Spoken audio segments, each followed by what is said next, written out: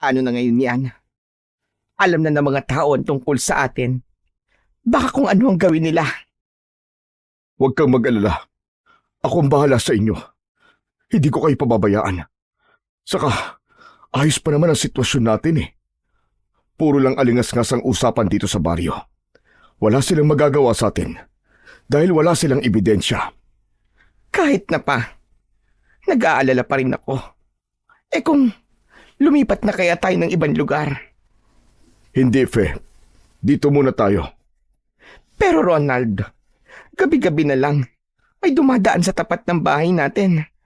Naririnig ko yung bulong nila. Palagi nila tayong minamanmanan. Hayaan mo sila. Hanggat wala silang nakikitang patunay, puro salita lang yan. Ganyan talaga ang mga tao. Mahilig sa chismis. Oo, pero parang iba na talaga eh. Alam mo ba kaninang bumili ako sa tindahan? May mga bata na takot sa akin tapos sumigaw ng aswang. Umiiwas sila sa akin na para bang natatakot. Fe, alam kong mahirap, pero kailangan nating maging matatag. Kapag tumakas tayo, mas lalo lang nila tayong pagbibintangan. Hindi tayo pinagbibintangan, Ronald. Kung hindi mo lang sana ipinagpilitan noon na biktimahin yung anak ni Mang Dado, di sana, hindi tayo mabubuking. Pasensya na kung di ako nakinig sa'yo. Natakam lang talaga ako sa sanggol eh. Ang bango-bango. Yan ang problema natin. Hindi mo makontrol ang katawan mo. Alam kong mali. Pero gutom na gutom ako noon. Akala ko wala makakakita sa akin eh. Pero may nakakita sa'yo. Oo na. Huwag mo na akong sermonan. Hindi ko na uulitin, pangako. Pangako. Pero kapag sumasapit naman ang gabi, gumagala ka na naman. Makontento ka na muna sa mga alaga nating manok, Ronald. O kaya umalis na tayo dito. Kinakabahan na talaga ako eh. Oo na, sige na. Aalis na tayo. Pero hindi ngayon. Bukas na lang. Mahirap yung makita tayo ng mga tao sa kalsada dahil tiyak na iisipin ng mga yon na tumatakas tayo. Mabuti pa ay patulugin mo na muna yung anak mo. Nabaling ang paningin ko sa batang tinutukoy. Siguro ay nasa 3 taong gulang pa lang ako. Pinulot ng babae ang batang yun mula sa banig at saka inihele sa balikat. Pilit na pinapatulog. Pero imbis na matulog ay nag-iiyak ang bata. Malakas at walang tigil. Ano ba nangyayari sa iyo, anak? May masakit ba sa iyo? Nagugutom ka ba? Hindi nagsasalita ang bata. Patuloy lang ito sa pag-iyak. Pero meron itong itinuturo sa may bintana. Pagtingin ko doon, ay may nakita kong parang isang anino na may mapupulang mga mata. Nakasilip yun sa may bintana, pero agad ding nawala. Ilang sandali ang lumipas, may narinig akong mga yabag sa labas. Yung lalaki biglang napatayo at dumiretso sa may bintana para silipin kung ano ang nangyayari. May mga tao sa labas, papunta sila rito. May mga dala silang sandata. Ano? Sinasabi ko na nga ba? Anong gagawin natin ngayon, Ronald? Kalma ka lang, akong bahala. Basta wag kayong lalabas kahit na anong mangyari. Lumabas yung lalaki at hinarap ang mga tao sa labas. Maya-maya pa ay narinig ko ang malalakas na sigawan. Lumapit ako sa may bintana at sumilip. Ano kailangan nyo? Bakit kayo nandito sa bahay ko?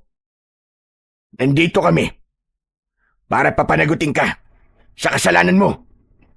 Anong pinagsasasabi mo, Dado? Anong kasalanan?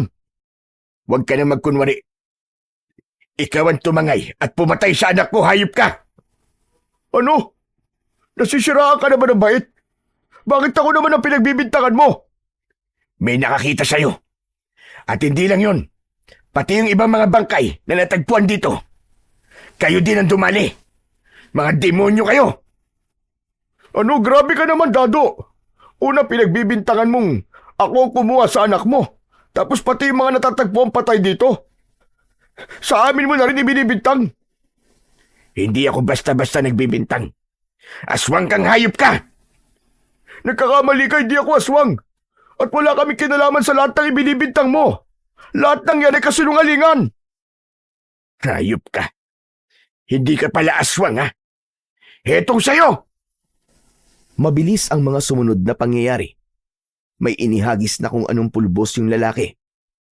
Biglang umusok ang bahagi ng kanyang katawan na tinamaan ng pulbos. Gawa yan sa pulbos ng itim na talaba. May kakayahan ito sunugin ang balat ng isang nagbabalat kayong aswang. Hinarap ni Mandado ang mga tao. Itinaas nito ang hawak na itak at nagsimulang sumigaw. Mga kasama! Patayin ang mga aswang! Isang lalaki ang biglang sumugod at sinaksak nito sa tagiliran si Mang Ronald. Wag! Wag! Ngunit walang nakinig. Muli sana siyang sasaksakin ng lalaki pero biglang nagbago ito ng anyo. Naging isang malaking nilalang na balot ng balahibong itim. May pangil, may mahahabang kuko at namumulang mga mata. Susugurin sana niya ang mga tao pero si Mang Dado, hinarap niya ng buong tapang ang mga kalaban. May inusal itong isang orasyon na nakapagpatigil sa aswang. Parang hindi ito makagalaw. Doon, sinugod ito ng mga tao at tuluyang pinaslang. Biglang lumabas yung asawa nitong babae. Umiyak ito nang makitang patay na ang kanyang asawa. Ngunit dahil sa galit ng mga tao, pinatay din nila ito. Yung mga tao, sinira nila ang pinto at pumasok sa loob ng bahay. Bigla kong naalala ang bata. Napalingon ako dito. Wala itong kamuwang-muwang sa nangyayari sa kanyang mga magulang. Iyak lang ito ng iyak. May isang tao na lumapit. Alam ko, may balak din itong saktan ng bata. Ngunit bago pa niya magawa yon, ay pinigilan siya ng leader nila. Huwag mo nang katayin yan. Mamamatay din naman yan dahil susunugin natin siya kasama ang kanyang mga magulang. Nanlaki ang mga mata ko sa narinig. Bigla akong kinilabutan. Nakatitig lang ako sa eksenang yon na para bang nanonood ng pelikula. Gusto kong tumakbo. Gusto kong sumigaw. Pero hindi ko magawa. Gusto ko nang magising pero wala. Nandoon pa rin ako hanggang sa sinimulan na ng mga taong yon na sunugin ang bahay. Isa sa kanila ang nagtapon ng sulo sa bubong. At sa isang iglap, kumalat ang apoy. Lumapit ako sa bata. Iyak ito ng iyak. Gusto ko siyang iligtas, pero hindi ko siya mahawakan. Unti-unti nang nilamon ng apoy ang buong kabayan. Hanggang sa may tumamang nagbabagang kahoy sa balikat ng bata. Napasigaw ako ng malakas. Humingi ng tulong, kahit alam ko namang walang makakarinig. Ramdam ko yung init at sakit. Parang ako mismo yung nasusunog. Hindi! Tama na! Tulong! Tulong! Ilang sandali pa ay parang dininig ang aking paghingi ng tulong. May isang nilalang na pumasok sa bahay.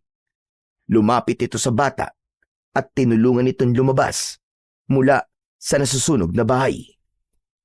Pagkalabas ng nilalang sa nasusunog na bahay, doon unti-unting naglaho ang paligid. Ang apoy, ang sigawan ng mga tao, pati na ang iyak ng bata. Biglang naimulat ko ang aking mga mata. Bigla ako natigilan. Ang mga eksenang yun pala ay panaginip lang. Napatingin ako sa paligid. Nakita ko si Tatay Ismael na nakatayo sa tabi ng aking higaan. Nag-aalala ang kanyang muka. Anak, mabuti naman at gising ka na. Kanina pa kitang ginigising. Sigaw ka ng sigaw habang natutulog. Tay, nanaginip ako na may nasusunog na bahay. May bata, may pamilya, tapos may mga taong galit na galit. Ano ka mo? Hindi kita maintindihan, Iya. Ano ba sinasabi mo? Huminga ako ng malalim. Pilit kong pinakalma ang aking sarili upang maayos kong masabi ang aking panaginip. Tinignan ko si Tatay Ismael at saka ako nagsimulang magkwento.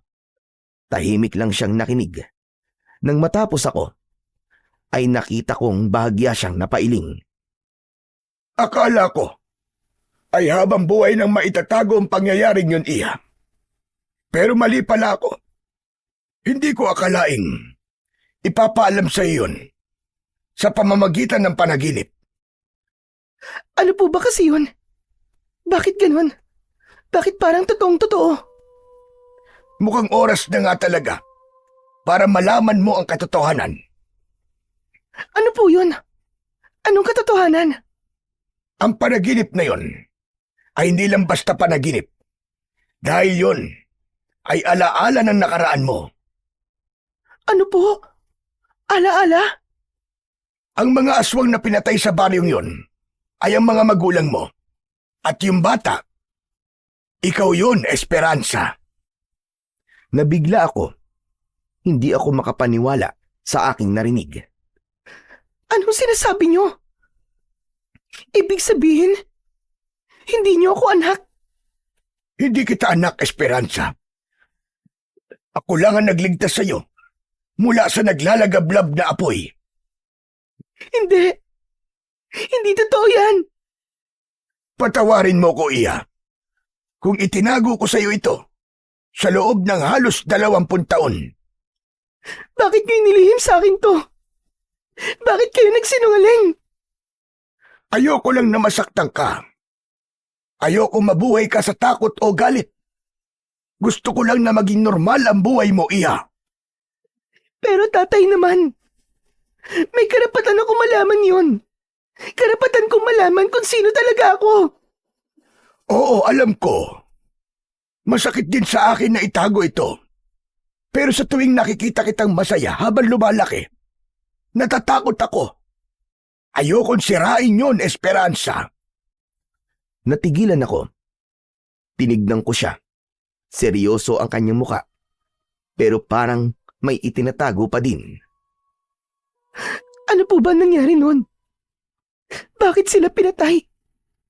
Totoo ba na mga aswang sila? Hindi sila mga aswang. Walang kasalanan sa kanila. Ang mga magulang mo. Ano? Hindi ko maintindihan eh. Ang sabi mo, bahagi ng nakaraan ko ang panaginip na yon. Tapos ngayon sasabihin mo na hindi sila aswang. Tay, nakita ko kung paano nagbago ang anyo ng tatay at nanay ko sa harap ng mga tao. Kaya nga sila pinatay eh. Tapos sasabihin mo hindi sila mga aswang. Hindi talaga sila aswang. Huwag mong paniwalaan lahat ng nakita mo sa panaginip mo. Iba ang panaginip sa realidad. Kung minsan, kung ano-anong imahe ang ipinapakita niyan dahil sa takot mo o kaya naman ay dahil sa trauma. Pero nakita ko mismo, nagibangan nyo nila. Naging parang halimaw. Paano nyo ipapaliwanag sa akin yun? Bata ka pa noon, Iya. Takot na takot ka. Umiiyak ka habang unti-unting natutupok ang bahay ninyo. Habang nagkakagulo ang mga tao. Posible talagang halo-halo na yung nakita mo. Halo-halo? Pero bakit ganun? Parang totoong-totoo. Makinig ka, anak. Hindi lahat ng naaalala natin mula sa trauma ay eksakto talagang nangyari. Minsan, gumagawa ng sariling kwento ang utak para punan yung mga bahagi na hindi natin nakita. Nakita mo lang siguro yung mga sinasabi ng mga tao at kung ano ang ginagawa nila habang sinasaktan ang mga magulang mo. Kaya naisip mo na nagbago sila ng anyo. Tay, sigurado ka ba? Oo, hindi sila mga aswang. Hindi sila mga halimaw. Pinatay sila dahil ang akala ng mga tao, mga aswang sila. Sa makatuwid napagbintangan lang sila. Ganon? Dahil lang sa maling bintang, kaya pinatay nila ang tatay at nanay ko? Tama ka, Esperanza. Pinatay sila ng ganon lang? Dahil sa maling akala? Pinatay sila dahil sa takot. Dahil sa kasinungalingan, wala silang awa. Kung may kakayahan nga lang ako na bumalik doon, gaganti talaga ako. Alam mo bang pati pamilya ko ay pinatay din nila? Parehas lang tayo, Esperanza. Nauna nilang pinatay ang asawa at mga anak ko dahil sa kaparehong dahilan din. Ang pagkakaiba lang, ako, ama sila ng hinala. Pero yung mga magulang mo, wala silang kasalanan. Anong ibig mong sabihin? Natama sila ng hinala. Alin? Isa kong aswang, Esperanza. Ano? Pero huwag kang matakot. Hindi kita sasaktan. Napayuko ako. Sinulyapan ko ang nanginginig kong mga kamay. Hindi ko alam kung matatakot ba ako o maiinis sa mga revelasyon niya tungkol sa akin, tungkol sa kanya, at sa mga nangyari noon. Nakita kong tumulo ang mga luha niya nang hindi siya tumitingin sa akin. Bakit niyo po ako iniligtas? At bakit mo ko inampon? Dahil ba sa awa? Hindi, Esperanza. Hindi lang yun dahil sa awa. Iniligtas kita dahil naisip ko ang mga anak ko. Wala ako nang pinatay sila. Hindi ko sila nailigtas. Kaya habang inilalabas kita sa nasusunog na bahay, ang nasa isip ko noon ay ang mga anak ko, ang inililigtas ko mula sa apoy. Sa pagkakataong yun, ay nakaramdam ako ng awa sa kanya. Nakita kong nanginginig siya habang umiiyak. Hindi ako nakapagsalita. Noong karga kita palabas ng bahay, pakiramdam ko noon, para bang sila ang hawak ko. Parang nabigyan ako ng isa pang pagkakataon para itama yung mga hindi ko nagawa noon. Kaya kita inampon. Kasi nung gabing yon, hindi lang buhay mo ang sinagip ko, kundi pati na yung natira sa konsensya ko. Tay, Pinalaki kitang tunay kong anak, Esperanza. Dahil sa'yo, nabawasan ang pangungulila ko sa aking mga anak. Huwag mo sana akong kamuhian, Esperanza, dahil sa hindi ko pagsasabi sa iyo ng katotohanan. Sana, huwag mo naman akong iwanan. hindi ko alam kung anong dapat kong maramdaman ngayon. Parang gulong-gulo ang utak ko. Naiintindihan ko, anak. Hindi madaling tanggapin to. Pero sana, ay huwag mo naman akong katakutan. Tay, hindi ako natatakot sa inyo. Sa katunayan nga, ay dapat pa ako magpasalamat dahil sa lahat ng mga nagawa niyo para sa akin. Salamat dahil binuhay niyo ako. Salamat, iniligtas niyo ako. Utang ko sa inyo ang lahat. Kaya lang, Kaya lang ano? Kaya lang ano, Esperanza? Tay, masakit po sa akin na malaman yung nangyari kina nanay at tatay. Gusto ko silang bigyan ng hustisya dahil pinatay sila dahil lang sa maling paratang. Hustisya para sa kanila. Nako, Iya. Yan din ang gusto kong gawin matagal na. Talaga ho? Eh bakit hindi niyo po ginawa? Ano kasi? Hindi po kayo makasagot, Tay. Bakit nga po? Hindi ko nagawang bigyan ng hustisya ang pamilya ko. Dahil hindi ganun kasimple yun, anak. Dahil kung halimaw ako, mas halimaw sila. Wala silang awa. Wala silang patawad. Sa madaling salita, naduwag ka. Siguro nga tama ka, anak. Duwag ako. Pero noon kasi, mag-isa lang ako. Wala akong kakampi. Kung sumugod ako na mag-isa, malamang wala na ako ngayon dito. Siguro patay na ako, tulad ng mga magulang mo. Yun lang ba? Natakot ka mamatay? Kung ganun, ay makasarili ka. Puro sarili mo lang ang iniisip mo. Hindi totoo yan, Esperanza. May dahilan kung bakit hindi ako nagiganti. At ikaw yun. Tumigil ako dahil natakot ako para sa'yo. Maliit ka pa noon. Wala kang kakayang mabuhay ng mag-isa, anak. Kaya kailangan kong huminto. Kailangan kong alagaan ka, anak. Naiintindihan ko na po. Pero tay, ngayon may kakampi ka na. Pwede na natin silang harapin. Pagbabayarin natin sila sa mga nagawa nilang kasalanan sa atin noon. Kung sino man silang mga demonyo sila. Yan ba talaga ang gusto mo? Sige, hindi kita pipigilan. Karapatan mong maghangad ng hustisya para sa mga magulang mo. Pero gusto ko lang malaman mo, Iha, na hindi tayo pwedeng magpadalos-dalos dahil maruming lumaban ang mga yon, lalo na yung leader nila noon. Sino po ba ang leader nila? Hindi siya ordinaryong tao, anak. Siya yung tipo ng leader na kayang pagtakpan ng mga kasalanan niya gamit ang takot ng mga tao. Siya ang nagpakalat ng kwento na aswang ang mga magulang mo. At kahit alam niyang wala silang kasalanan, itinulak niya ang mga tao para silang gumawa ng maruming trabaho. Bakit niya ginawa yun? Ano ang pakay niya? Sumisikat kasi noon ang mga magulang mo. Magagaling silang mga albularyo.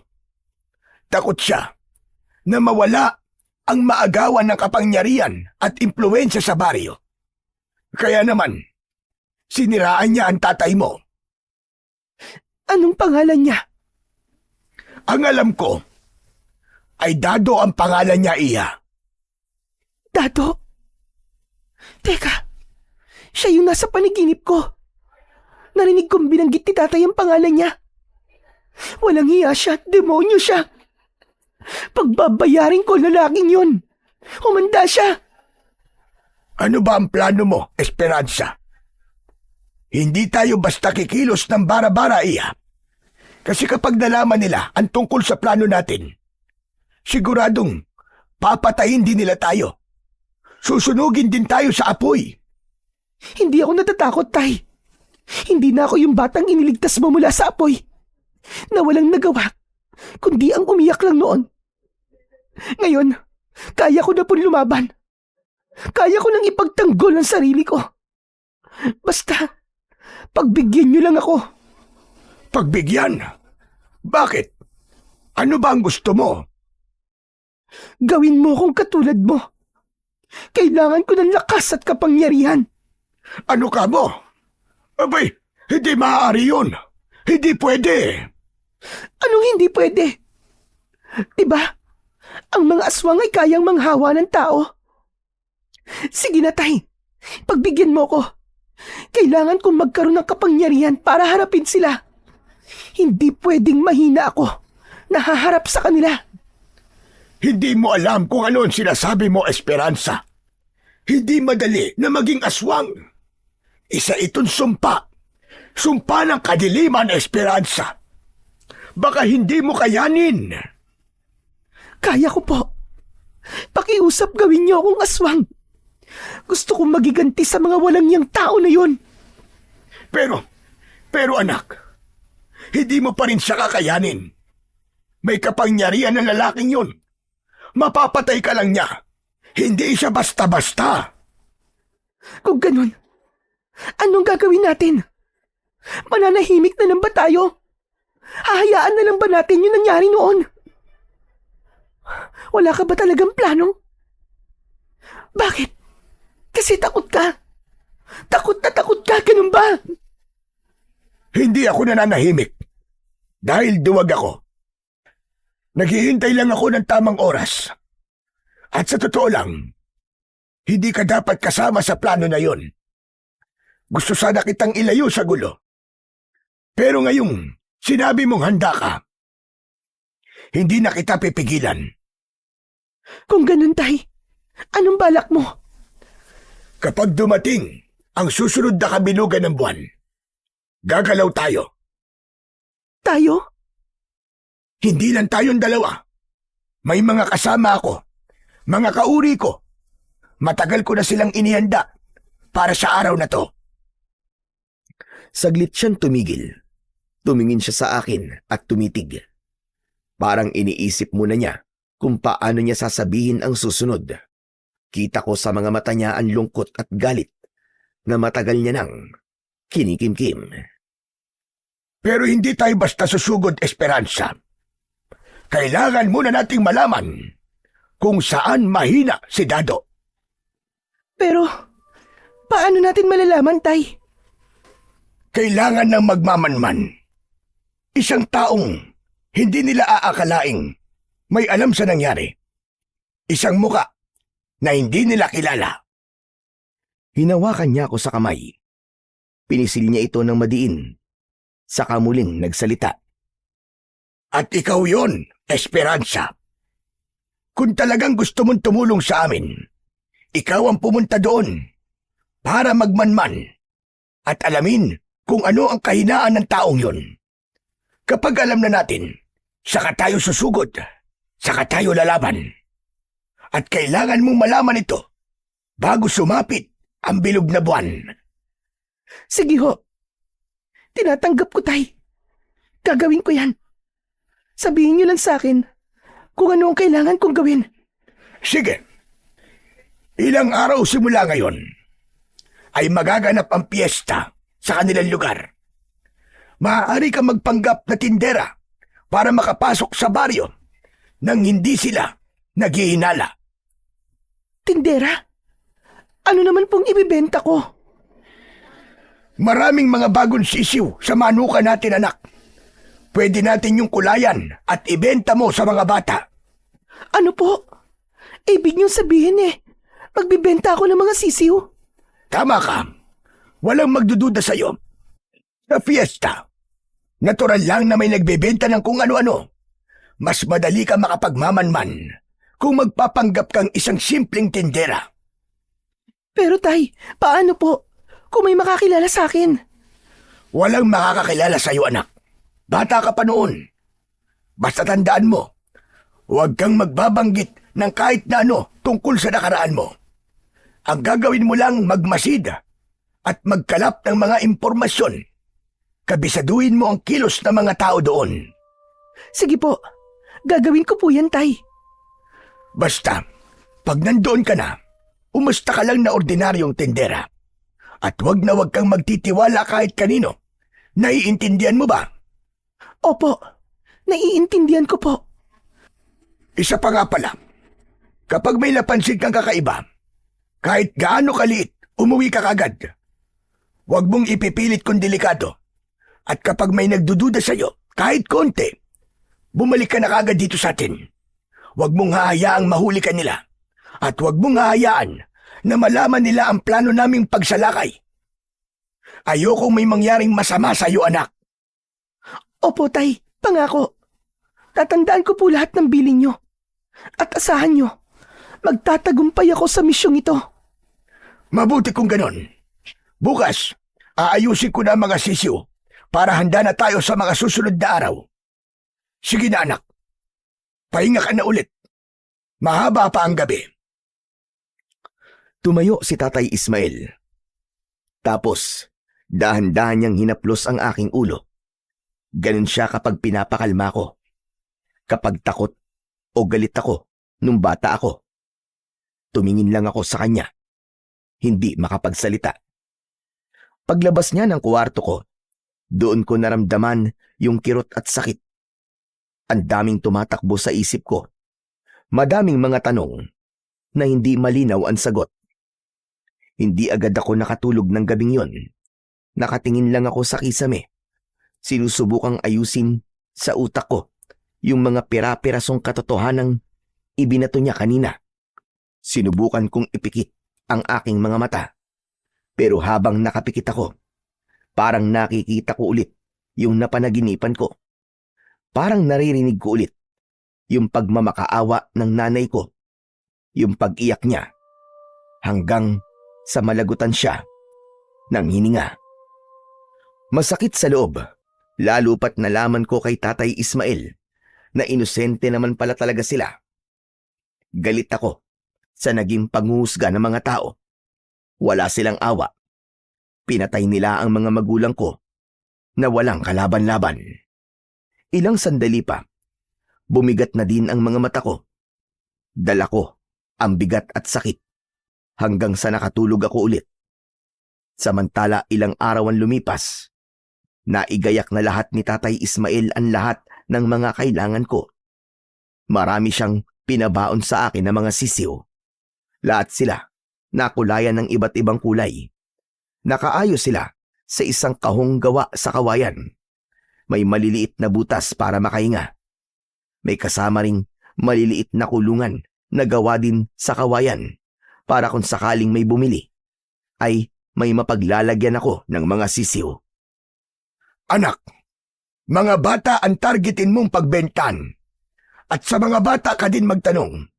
Sa kanila ka kumuha ng mga impormasyon tungkol sa taong hinahanap natin. Hindi magdududa sa iyo ang mga yon. Mas madali mo silang mauuto. Nang handa na ang lahat, umalis na ako ng bahay. Medyo kinakabahan ako nang sumakay ako ng tricycle. Pilit kong pinapakalma ang sarili ko. Ilang sandali pa, ay nakarating na ako sa baryo.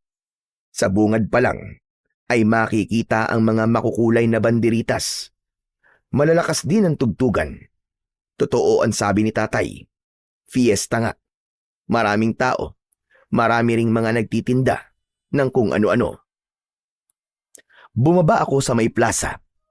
Naghanap ako ng magandang lugar para doon pumwesto. Doon ako sa may tabi ng basketball court. Ate, magkano po yung mga sisiw? Nagulat ako nang biglang may nagsalita sa tabi ko.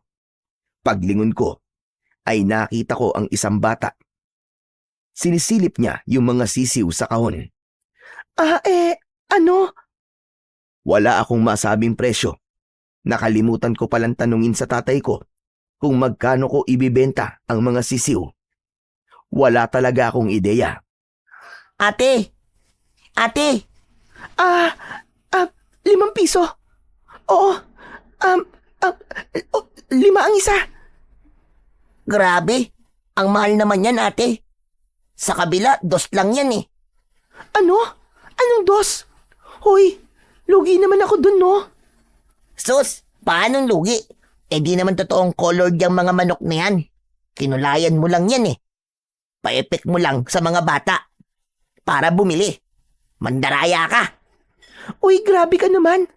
Pero, ano namang masama kung kinukulayan sila, di ba? Para cute. Saka, hindi ako nandadaya, no?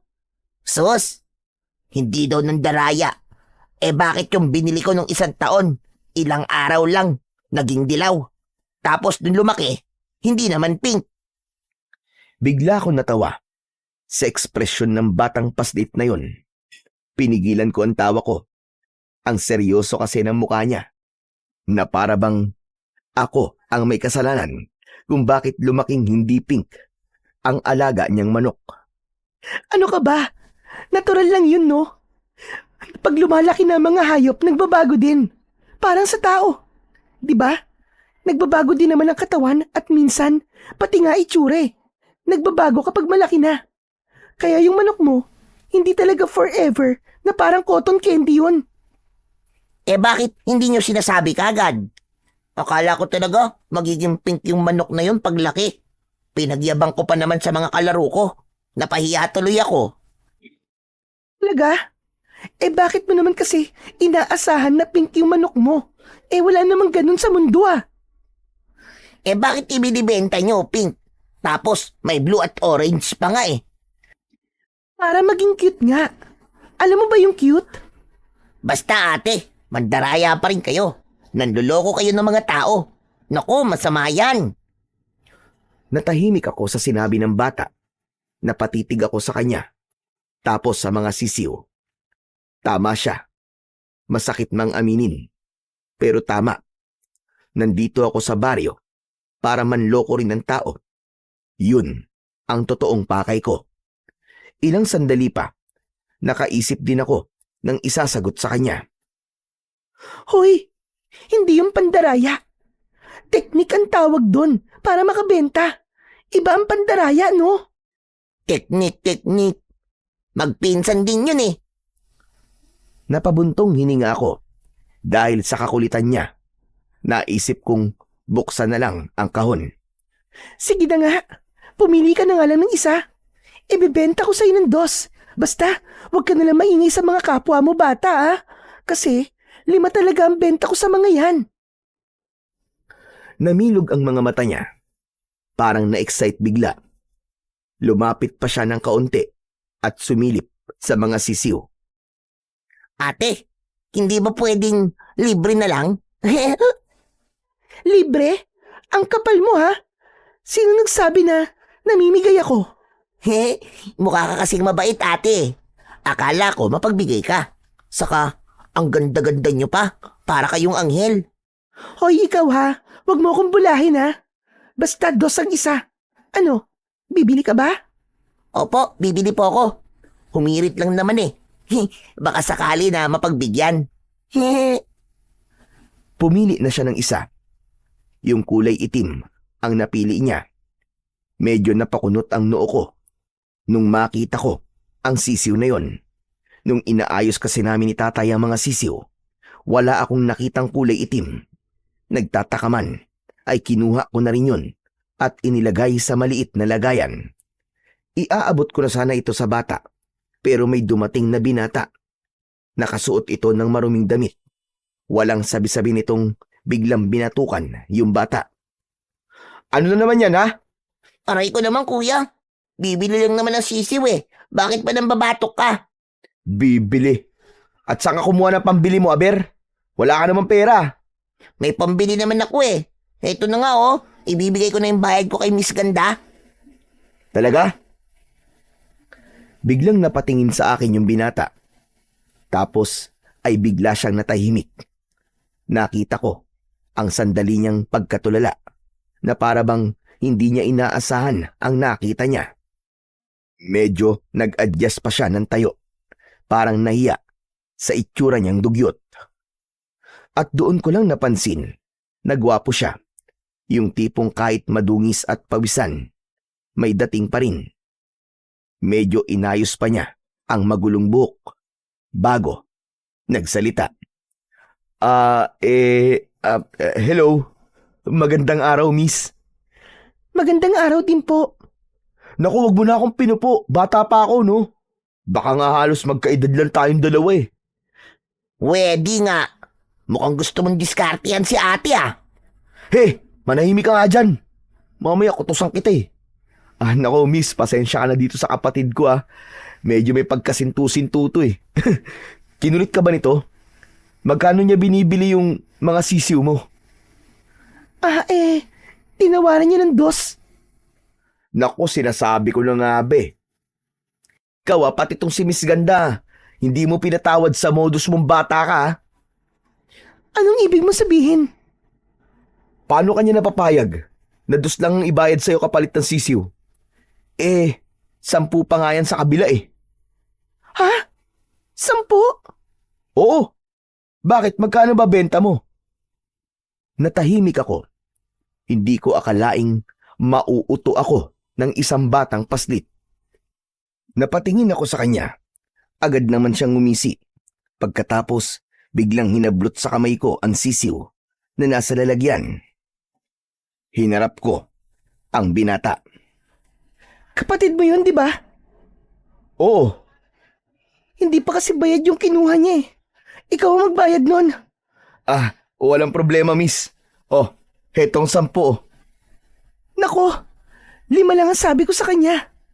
Hindi, okay lang. Sige, kunin mo na yan. 10 talaga ang presyo niyan. Baka malugi ka. Inabot ko ang pera sa binata. Pero pagdampi niya sa palad ko, parang biglang may naramdaman akong kuryente. Napasinghap ako ng bagya. Sobrang weird sa pakiramdam. Nagkatinginan kami. Agad akong bumawi at nagkunwaring nagulat lang. Uy, okay ka lang ba, miss? Oo naman. Sure ka? Oo. Tumango ako at di na sumagot. Nakita kong nakakunot ang noo niya.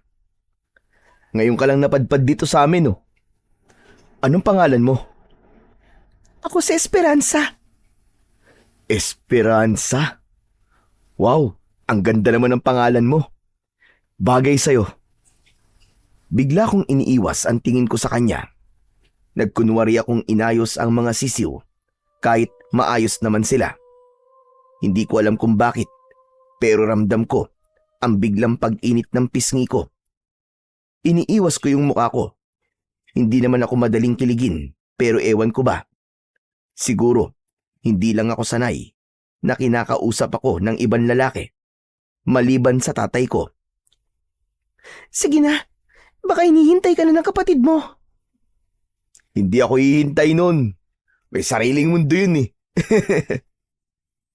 Siya nga pala, ako naman si Jericho. Diyan lang yung bahay namin oh. Tapat lang nitong plaza. Ngayon, Baka may kailangan ka. Pwede mo akong puntahan doon. Kami lang naman ang kapatid ko sa bahay eh. ano namang kailangan ko sa'yo? Ewan, baka lang naman. Napakamot siya sa batok. Halatang nahihiya. Hindi naman bawal mag-alok ng tulong, di ba? Hindi naman. Medyo natatawa lang ako kasi ang bilis mo mag-offer eh. Hindi mo pa nga ako kilala masyado eh. Pero parang close na kagad tayo. Naku, pasensya ka na. Kung ganun ang dating ko sa'yo Ano lang kasi, basta. Mukha ka kasing mabait eh, saka maganda ka. Baka kasi maging target ka ng mga loko-loko dito.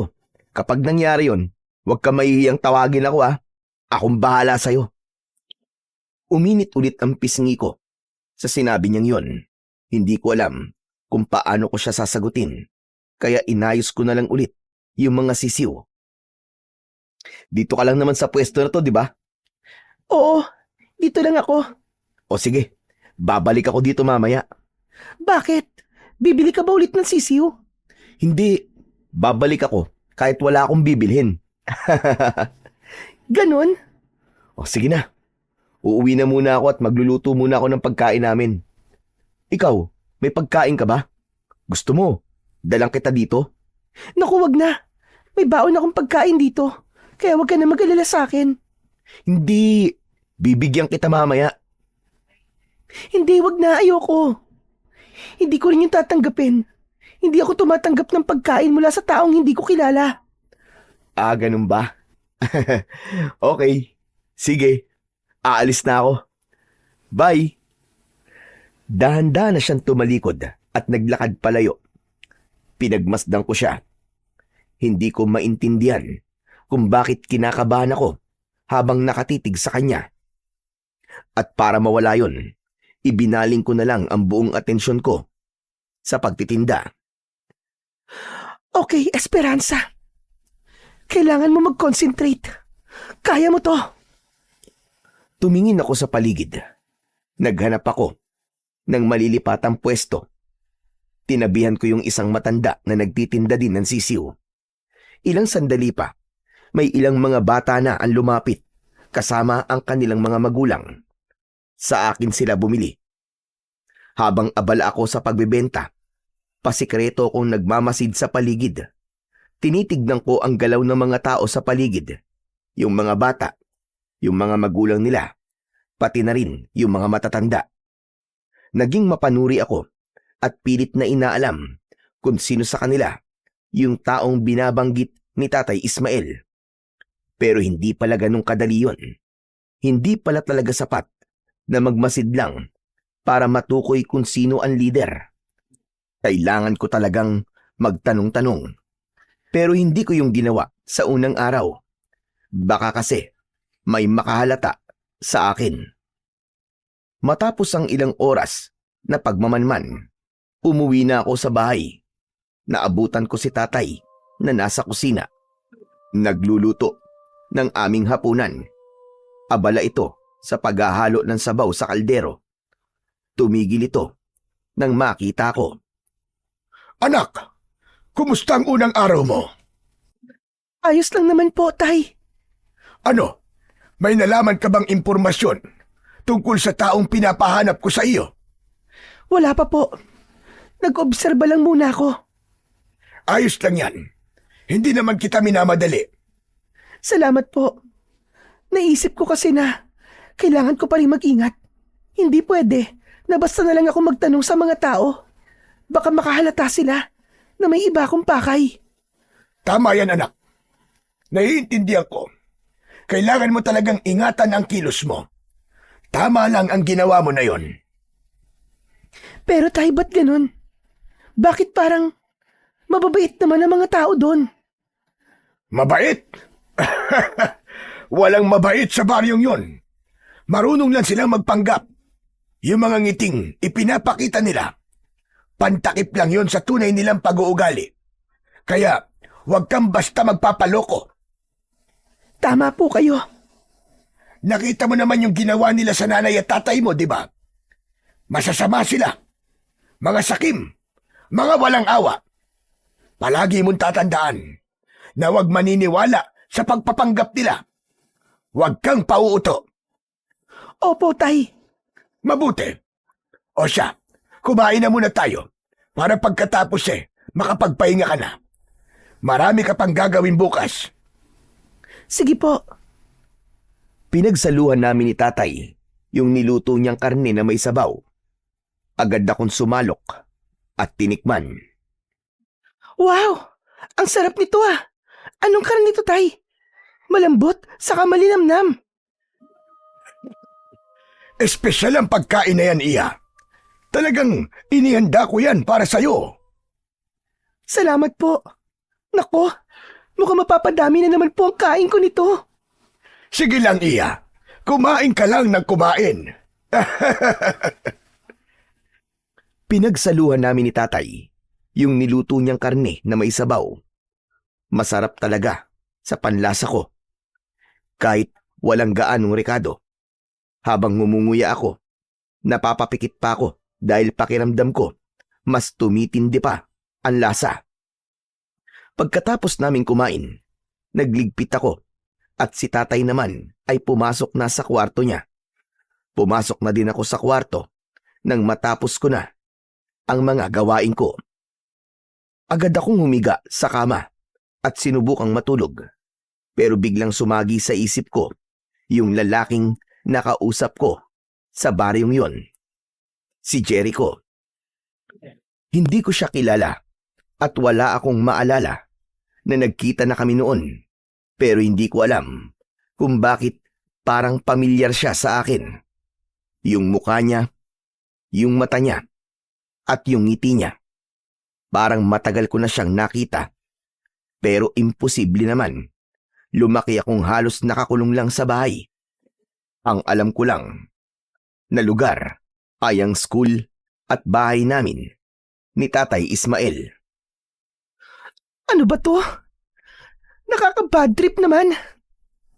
Pinikit ko ang mga mata ko. Pero kahit na anong gawin ko, sumisingit sa isip ko ang mukha niya. Sa bandang huli, napagod din ang isip ko. At ilang sandali ang nakalipas, dinalaw na din ako ng antok.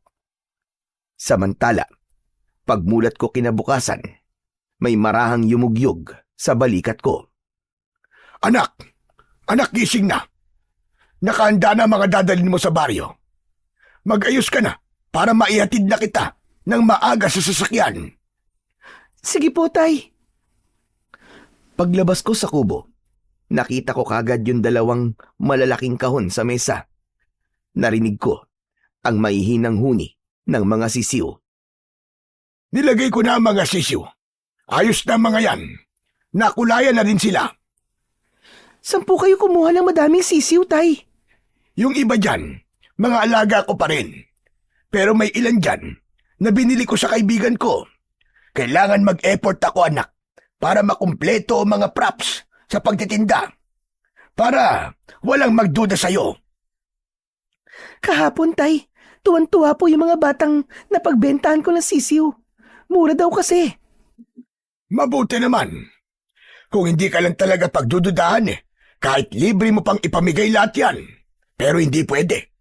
Saka mo nalang ipamigay kapag alam mo na kung nasaan si Dado at makakalap ng impormasyon tungkol sa kanya.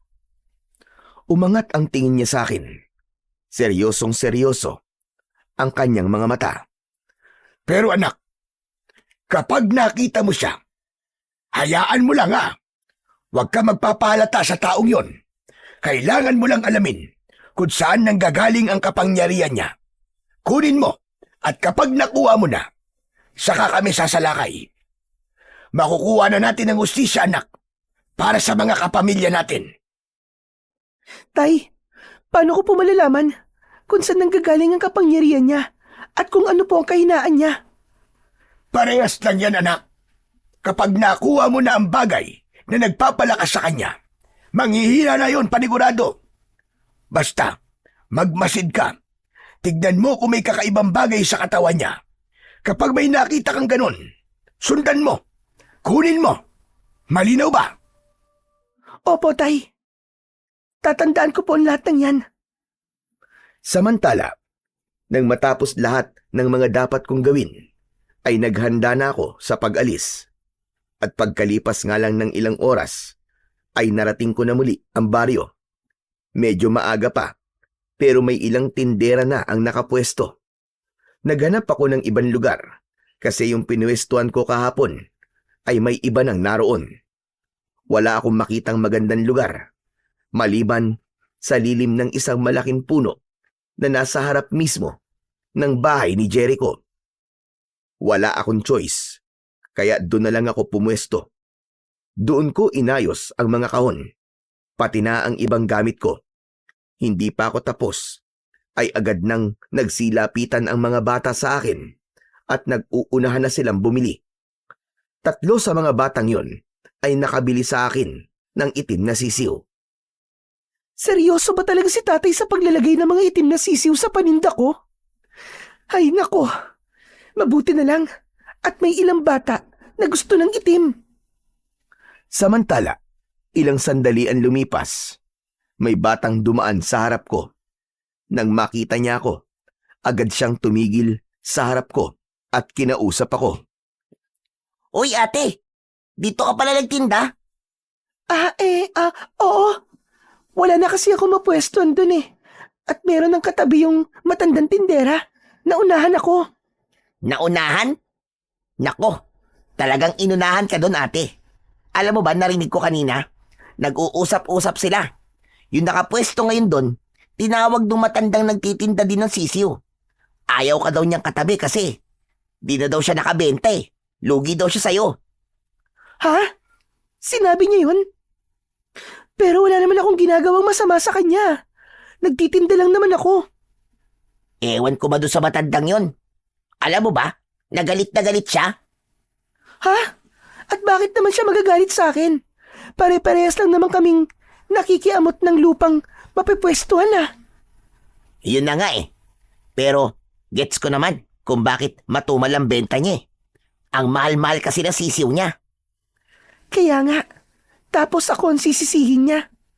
Pero di bale, hayaan na natin. Bahala siya. Matapos naming pag-usapan ang matandang tindera ng sisiw, nakita kong sumilip sa kahon si Buknoy. Tapos ay tumingin siya sa akin. Tapos ay napabuga siya ng hangin. Hay, salamat. May itim na sisiw. Bakit? Pagbilan mo nga ako ulit, ate. Ano? Gusto mo pa ng isa? Hindi ba't nakakuha ka na sa akin ng isa kahapon? Opo. Kaya lang, yung sisiw ko patay na. Ha? Bakit naman namatay? Si kuya po kasi, galit na galit kagabi. Pinatay niya yung sisiw ko. At sa sisiw niya binaling ang galit niya? Ang totoo niyan, ate. Sa akin siya galit. Wala na daw po kasi akong nagagawang trabaho. Puro na lang daw po yung sisiw ang inatupag ko, kaya ayun. Bigla niyang inagaw sa akin yung sisiw at inilagay sa apoy. Grabe naman yun. Kasalanan ko naman po eh. Anong kasalanan mo? Hindi Mali yung ginawa ng kuya mo. Kung galit siya, dapat hindi niya dinama yung sisiw. Ano bang laban nun sa kanya? Pero ate, sabi ni kuya, kailangan daw talaga niyang gawin yon. Hindi ako sasang-ayon doon. Pagmamalabis sa hayop ang ginawa niya. At hindi yung katanggap-tanggap. Pero ate, alam ko nalungkot ka ng sobra sa ginawa ng kapatid mo. Pero hayaan mo, bibigyan na lang kita ulit ng bago. Pero ate, wala na akong pera eh. Okay lang. Libre ko na to sa'yo. Okay yan. Kunin mo na. Basta promise mo ha. Aalagaan mo na yung mabuti ha. Salamat ate. Pangako, aalagaan ko na ito mabuti. Hindi lang yan ang dapat mong gawin. Dapat sa susunod, maging masipag ka. Tulungan mo ang kuya mo sa mga gawain sa bahay. Para kapag inaway ka niya ulit at pinatay ulit niya yung sisiw, sabihin mo sa akin kagad ha. Ako ang kakausap sa kanya. Aawayin ko talaga siya. Bigla siyang tumingin sa paligid. Tila sinisigurado niya na walang makakarinig. Ate, huwag mong lakasan ang boses mo, baka mamaya marinig niya tayo. Ha? Bakit? Hindi mo kilala si kuya kapag nagagalit. Nakakatakot yun. Talaga? Bakit? Adik ba kuya mo? Basta mahirap ipaliwanag ate. Ganun ba? O sige, hayaan mo na. Itatago ko na lang tong sisiw sa likod ng bahay para hindi makita ni kuya. Napatingin ako kay Buknoy. Bigla kong naisip na baka siya ay pwede kong tanungin. Siya ang batang masasabi kong malapit na sa akin at madaldal siya. Tiyak kung lahat ng tatanungin ko ay sasagutin niya. Tumingin ako sa paligid. Tiniyak ko ding walang makakarinig. Nang umalis na ang kapwa niya bata, ay saka ako nagsalita. Kayo ba Buknoy eh? Talagang taga rito sa baryo? Opo ate, taga rito talaga kami. Dito kami lumaki ni kuya. Bakit niyo po tinatanong? Ha? Wala naman. Ano kasi? May hinahanap akong tao. Baka kilala mo si Mang Dado. Ano po? Bakit niyo po siya hinahanap? Kilala mo? Opo, bakit niyo nga po siya hinahanap? Wala naman. Interesado lang akong makilala siya. Kasi may nakapagkwento na magaling daw ang taong yun. Para daw superhero. Totoo po yun. Superhero talaga si Tatay Dado. Anong sabi mo? Tatay mo si Mang Dado? Opo. Bigla ako natigilan nang marinig ang sinabi ni Buknoy. Bigla akong kinabahan. Hindi ko akalain na anak na pala yung kaharap ko mula pa kahapon. Ganun ba? Buknoy, nasan yung tatay mo ngayon? Andun ba siya sa bahay niyo? Pwede ko ba siyang makausap? Biglang nag-iba ang mukha niya. Para bang biglang nalungkot. Wala na po si tatay eh. Matagal na po siyang patay. Ano? Patay na siya? Sigurado ka? Opo. Sabi ni kuya, bata pa lang ako nung namatay siya. Anong kinamatay niya? Ewan po. Hindi naman nila sinabi sa akin eh. Wala ni isa sa kanila na nagsabi sa akin ng maayos. Tahimik akong tumango. Pero sa loob-loob ko, hindi ko alam kung matutuwa ba ako o malulungkot.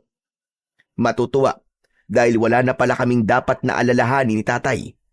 Wala nang magiging hadlang sa plano niya. Pero sa kabilang banda, habang pinagmamasdan ko si Buknoy, ay naaawa ako. Parang kaparehas ko pala siya na hindi nakilala ang mga magulang. Hinahanap mo ba si tatay ate kasi gusto mong magpagamot? Kasi sabi sa akin ni kuya, isang magaling na manggagamot daw si tatay. Marami raw nagpapagamot sa kanya noon kasi tanyag siyang albularyo. Ha? Oo sana eh. Magpapagamot sana ako. Kaso, patay na pala siya. Nakakalungkot naman. Bakit ate? Ano ba sakit mo? Palagi kasing sumasakit ang tiyan ko eh. Siguro, may kumukulam sa akin. Hala, kawawa ka naman ate. Pero wag ka mag-alala. Kahit patay na si tatay, may pumalit naman sa kanya eh. Magaling din yun. Marami nga nagpapagamot sa kanya eh. Sino? Si kuya. Ha? Yung kuya mong mahangin? Albularyo yun? Opo, hehe. Mahangin ha. Lagot ka ate, baka marinig ka nun. Matalas pa naman ang pandinig nun. Ganon? Bakit di mo sinabi kaagad? Bago pa makasagot si Buknoy, ay biglang lumitaw sa harap namin si Jericho. Seryoso ang kanyang muka at parang galit. Nagkatinginan kami ng bata. Parang sinasabi ng kanyang mga mata Nalagot ako sa kuya niya. Ano na naman yung hawak mo, ha, Buknoy? Di ba sinabi ko na sa'yo kahapon na ayoko ng itim na sisiw na yan? Bakit ba ang kulit mo? Kuya, sisiw lang naman to pabayaan mo na ako. Gusto ko lang naman talagang mag-alaga ng manok Akin na nga yan. Inagaw ng binatang yon ang ibinigay kong sisiw sa kanyang kapatid. Hindi ako nakaimik. Pinagmasdan ko lang silang dalawa. Nang maagaw niya ang sisiw sa bata, ay maras niyang ibinalik ito sa akin. Bakit nagtitinda ka ng itim na sisiw, ha? Ilan na naibenta mong ganito sa baryo? Ha? Bakit mo tinatanong? Tinatanong kita ng maayos. Huwag mo akong sagutin ng tanong din. Oo. May iba pa ako na pagbentahan. Yung mga bata na gusto ng itim na sisiw. Anak ng... lagot na. Anong lagot na? Buknoy, pumasok ka muna sa loob. May kailangan lang kaming pag-usapan. Tahimik na naglakad palayo si Buknoy. Hanggang sa kaming dalawa na lang ni Jericho ang nasa labas. Ako naman ay pilit na ginawang formal ang aking anyo. Wala namang kasi akong alam kung bakit nagagalit ang binatang yon sa mga paninda kong sisiw. Magsabi ka nga. Anong plano mo sa baryo namin, ha? Natahimik akong lalo nang sabihin niya ang tanong ko na yon. Pakiramdam ko ay may alam na siya. Natakot ako para sa sarili ko. Naisip ko na kung katulad ito ng kanyang ama, marahil ay pwede akong matulad sa ginawa nila sa mga magulang ko. Agad akong nagmasid sa paligid. Naghanap ng matatakasan. Anong plano yung sinasabi mo? Nagtitinda lang naman ako dito Ano bang problema mo? Anong problema ko? Hindi ko gusto ang mga paninda mong sisiw. Halika, samahan mo akong hanapin yung iba pang naibenta mo na. Kailangan natin makuha ang lahat ng yun at patayin.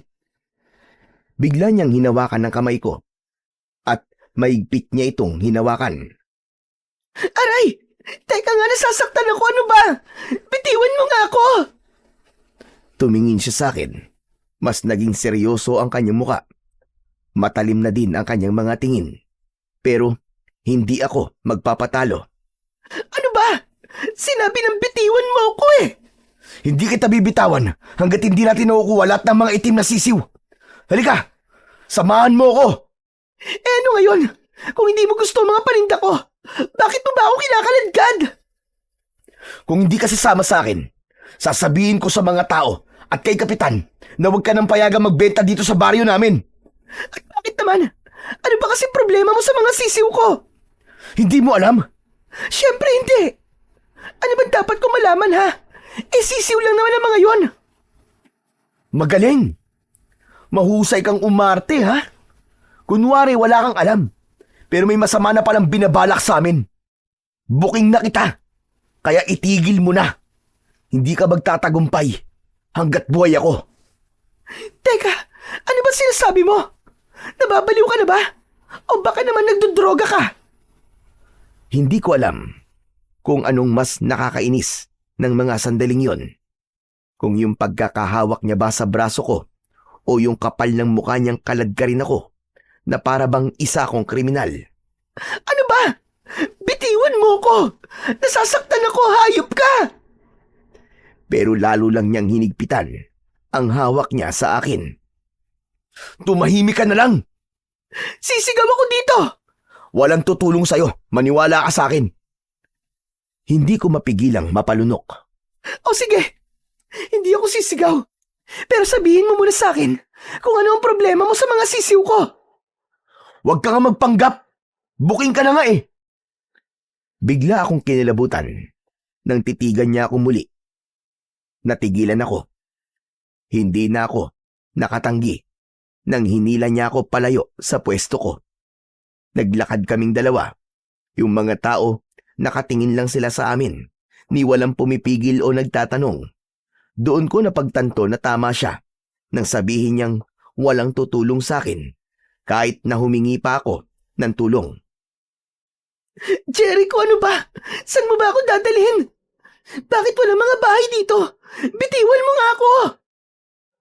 Pero para lang akong kumausap sa hangin. Ilang sandali pa ay papunta na kami sa bukid. At sa dulo ng daan ay may nakita akong isang kubo. Doon kami pumunta. Ano ba? Hindi na nakakatuwa to, ha? Pero mas lalo lang niya akong hinila.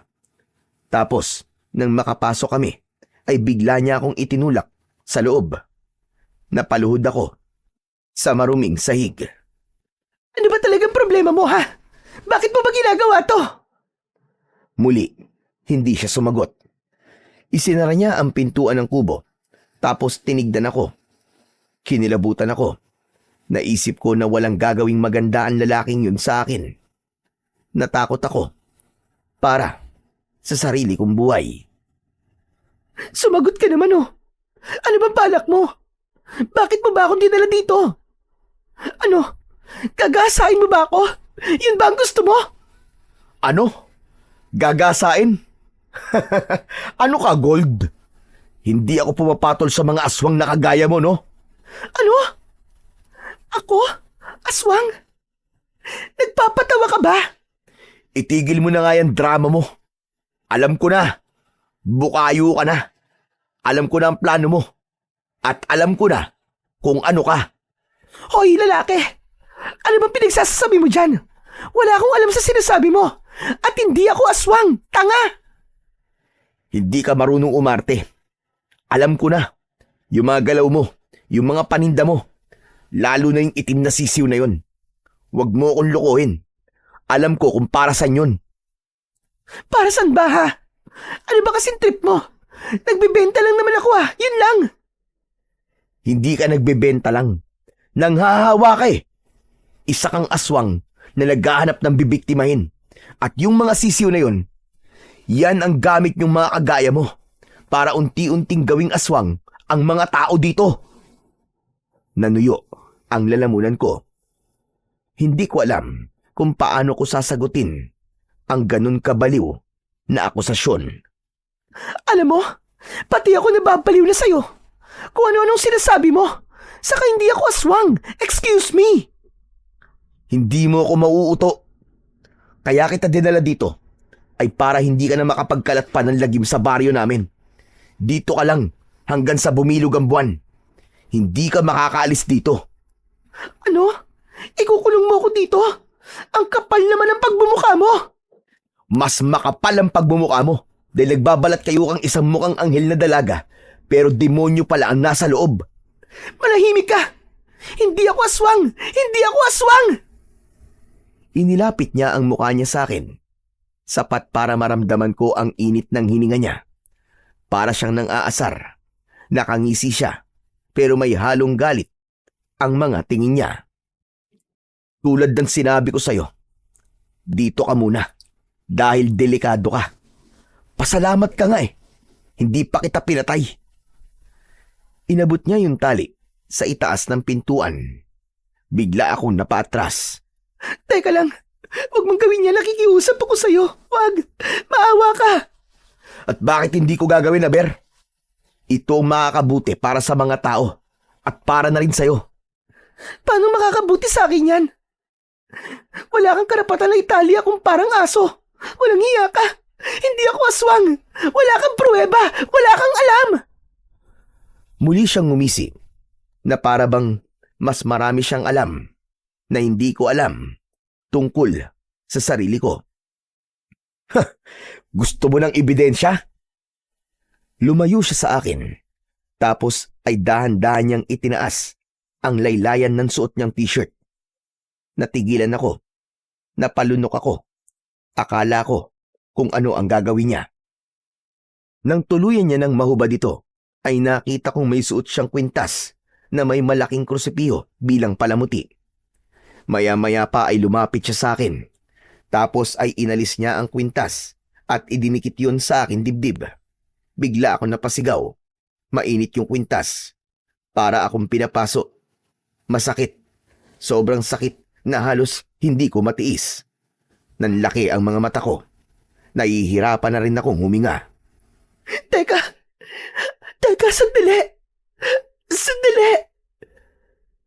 Sumunod ay nakaramdam ako ng hilo. Yung tipong parang umiikot na ang buong paligid ko. Hindi ako makagalaw. Hindi ko maiangat maski ang isang daliri ko sa kamay. Nanigas ako hanggang sa naramdaman kong parang hinihigop nito ang lahat ng lakas ko. Tama na! Tama na! Lalong uminit yung kursipiyo hanggang sa huli. Nandilim na ang paningin ko. Ngunit bago pa ako tuluyang mawalan ng malay at bumagsak, naramdaman kong may mga bisig na sumalo sa akin. At pagkatapos nun, wala na. Tuluyan nang nag-blackout ang mundo ko. Pagdilat ng mga mata ko, nakita kong madilim na ang paligid. Walang ilaw kahit saan. Hindi ko alam kung anong oras na. Pero alam ko na gabi na. May tao ba dyan? Tulong! Tulungan niyo ako! Saklolo! Walang sumagot. Bigla kong naramdaman ang mga braso ko. May nakapulupot na tali. Napailing ako. At talagang tinali ako ng buwisit na yon. Hayop! Hayop! Gumalaw ako. Sinubukan kong tanggalin ang pagkakagapos, pero nabigo ako. Dahan-dahan kong kinapaan sarili ko. Nag-alala ko na baka meron siyang ginawang masama sa akin. Pero nang makapakong may suot akong damit at wala namang masakit sa akin maliban sa ulo at labis na panghihina. Tapos ay naalala ko pa ang sinabi niyang hindi siya pumapatol sa mga kagaya kong aswang. Natawa ako at napailing. Ako? Aswang? Baliw talaga! Lumakas ang tawa ko, pero ilang sandali ang nakalipas, bigla ako natigilan. Naalala ko kasi ang panaginip ko. Yung panaginip kung saan ipinakita sa akin kung paano namatay ang mga magulang ko. At sa panaginip na yon, hindi sila mga tao kundi mga aswang. Pero naalala ko din yung sabi ni Tatay Ismael na mga tao kami, na inosente ang mga magulang ko at napagbintangan lang ng mga masasamang tao na yon na pinangungunahan ng tatay mismo ni Jericho. Nalito ako. Hindi ko na alam kung ano ang paniniwalaan ko ng mga oras na yon. Biglang kumirot ang ulo ko at muli akong napapikit. Maya-maya pa, may narinig akong mahinang tunog mula sa labas. Bigla akong napamulagat. Parang may mahihinang mga yapak na papalapit. Napalunok ako. Ilang segundo, biglang may malakas na liwanag na pumasok sa mga siwang ng pintuan. Bumukas ang pinto. Iniluwa nito si Jericho. May isang malaking flashlight. Hindi siya umiimik. Diretso lang siyang pumasok na para bang wala ako doon at hindi niya nakikita. Isinabit niya sa itaas ng kubo ang flashlight at sapat na ang ilaw noon para maliwanagan ang loob ng kubo. Tahimik lang ako. Sinusundan ng kanya mga galaw. Nakatingin ako sa kanya ng masama at puno ng pagkasuklam. Tapos may narinig akong mga huni ng sisiw. Dinala ko dito yung mga paninda mo. Pero mamaya na natin pag-uusapan ang tungkol sa kanila. May dala akong pagkain. Kumain ka na muna. Hindi ko kailangan yan. Hindi ako nagugutom. Pakawalan mo na lang ako. Hindi kita pwedeng pakawalan. Hindi ko alam kung anong masamang hangin na nagtulak sa'yo para pumunta dito sa baryo namin. Kaya dito ka na muna. Manatili ka dito hanggat hindi ko nasisiguro na ligtas ang baryo namin laban sa'yo at kung sino man ang mga kasama mo. Ilang beses ko man sasabihin sa'yo na wala akong gagawing masama sa inyo. Isa lang akong ordinaryong tindera. Bakit ba ang kulit mo? At talagang paninindigan mo yan, ha? Talaga? Kumain ka. Ayoko nga sabi. Bakit ba ang kulit mo? Eh di wag kung ayaw mo. Bakit ako ba magugutom at manghihina? Bahala ka na. Uwi na ako. Magmamatigas pa sana ako. Pero nang maramdaman kong kumalambigla ang sikmura ko, bigla kong naisip na kung manghihina ako, ay mas lalong mawawalan na ako ng pagkakataon na makatakas. Teka, sandali. Sige na. Akin na yan. Arte-arte. Kakain din naman pala. Bigla akong nairita nang marinig ang sinabi niyang yon. Tuwang-tuwa siya na para bang nanalo siya sa isang labanan. Muli siyang lumapit sa akin at sinubuan ako. Ngunit pagdampi pa lang nun sa dila ko, halos masuka na ako. Ano to? Ba't ganito ang lasa? Ang anghang at ang baho. Inaasahan ko na yan. Bakit? Ano ba yung pinakain mo sa akin? May lason? Walang lason to, uy.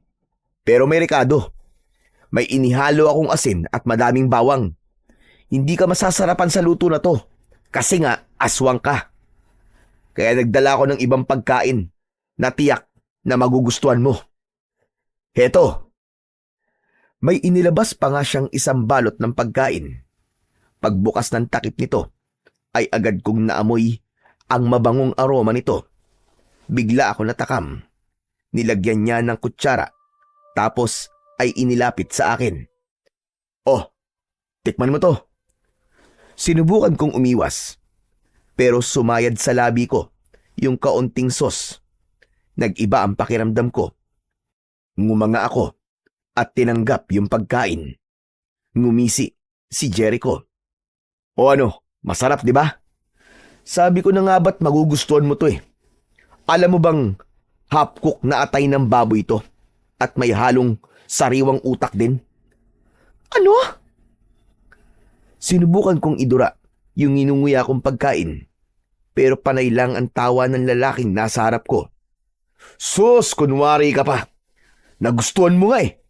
Bakit iniluluwa mo ng pilit? Sabi ko naman sa'yo eh, aswang ka eh. Talaga bang hindi mo alam? O nagkukunwari ka lang? Hindi ko alam. Ewan ko kung ano na ang paniniwalaan ko. Kung aswang ako, totoo yung nasa panaginip ko. Na isa nga talaga akong aswang. Ano bang panaginip yun? Wala. Hindi mo na dapat malaman. O siya, sige na. Aswang na akong aswang. Patayin mo na ako. Kung yun ang gusto mong gawin. Sige na. Hindi kita pwedeng patayin o pakawalan ng esperansa. Dahil hindi ko pa alam kung ano ang plano mo o kung may mga kasama ka na nagpaplano ng hindi maganda dito sa baryo. Sa tingin ko magagamit kita eh. Kaya dito ka lang. Wala akong kasama. Ako lang, Jericho. At wala naman talaga akong planong masama dito. Gusto ko lang maghanap buhay ng matino. Talaga ba? Sige, tignan mo to. Lumabas siya at pagbalik niya, may dala na siyang 2 maliliit na itim na sisiw. Heto, tignan mo tong mga binibenta mo. Inilapag niya malapit sa akin yung mga hawla. Nakita ko ng malinaw, iba ang galaw nila, iba ang mga mata nila. Mapula, tapos ay hindi ito mapakali. Ilang sandali pa ay nakita kong nagbago ito ng anyo. Yung sisiw ay naging ibon. Nakabuka ang tuka nito na para bang handang manuka. Ang mga ibon na to ay ginagamit ng mga mangkukulam para gumawa ng aswang. Ngayon sabihin mo sa akin na wala ka talagang alam. Wala. Wala talaga akong alam dyan. Binili lang naman ng tatay ko mga sisiw na yan sa kaibigan niya. Baka nalabutahi lang yung mga taong yun. Wala akong alam tungkol sa mga ibon na yan. Hindi pa din ako kumbinsido. Kaya dumito ka na muna. Bigla siyang lumabas, dala ang mga sisiw. Hindi na ako nakapagsalita hanggang isinarado niya na ang pinto. Iniwan niya akong nakatali pa rin. Napatingin ako sa pagkaing iniwan niya. Para bang bigla akong natakam. Literal talaga na naglaway ako.